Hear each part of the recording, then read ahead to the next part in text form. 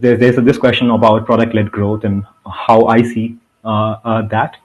And I think that product-led growth essentially is nothing but what we kind of look at as the organic growth. There are basically two ways of growing anything, especially a product. You have an inorganic way, which is the more traditional way, like you spend dollars and you do marketing, and that's how you grow your business. Or you have organic, which is which is, I would say, non-traditional, although it's not a very recent phenomenon. It's been going on for multiple years now. But then this is essentially where you shy away from spending too much and you spend more time on, or more resources on, building products or features which people would find so great that they would become the advocates and they would bring in the next layer of users for you. And when it comes to growth, the term growth itself has several components. And you could probably see that there are three parts of it, which is first is acquisition, and you have both organic and inorganic means of acquiring users. I assume that the question is largely on the organic side. So I would say that as a product-led growth, when we're talking about it, it's actually different from product marketing. Product marketing is more about go-to-market strategy, positioning, all those things. I would say the more organic approach is you have invite and referrals, where you basically build product features, or you build these user journeys which kind of target the user at the right point of time in their journey, and allows them to kind of invite and refer their friends to it. This is how Uber grew in its early stages, when you had if you want to invite your friends, you could invite, and then you get a discount and your friend gets a discount. That's, I would say, a very great example of a product-led growth. It's not that you are not spending some money. Of course you are. You are giving some first right, at least, at a discount. But then what you're doing is you're not begging a user. You're not kind of asking them, or you're not spending, let's say, $10 million on an ad campaign which asks people to invite. You build it in the product itself, which and you, of course, don't target user the moment they download your application. You target them when they have been really delighted by your product. So it's very important to kind of know that the acquisition itself can be both organic and inorganic. The engagement, of course, so you can either do product marketing campaigns, which is more inorganic. You say, hey, I'm giving you this offer, and you take this offer, and this is where you could probably get 10% off, or those kind of things. Those are very important, but those are not organic methods. The organic method is by building features and experience is in a very scientific manner, which really engages the user.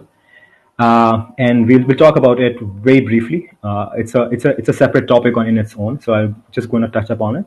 But also, let's quickly look at the retain, and you can retain users by giving offers, deals. Yeah, pretty much how you engage users. The more you engage, the more chances of retaining them.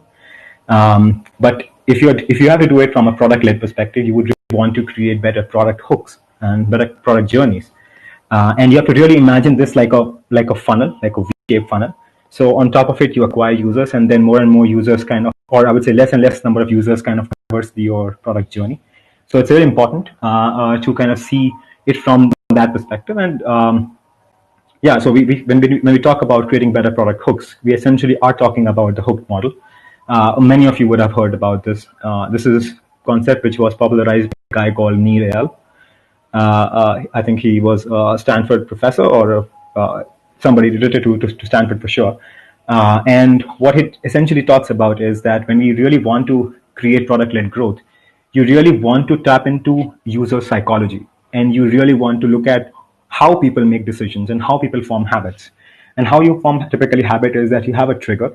This trigger could be internal, external, which leads you to do an action, which leads you, if the product is designed well, then it will give you variable rewards, which would then prompt you as a user to make investments into the application or into the platform. And then it kind of starts this flywheel of, trigger, action, variable reward, and investment. And a very simple example of this would be Facebook.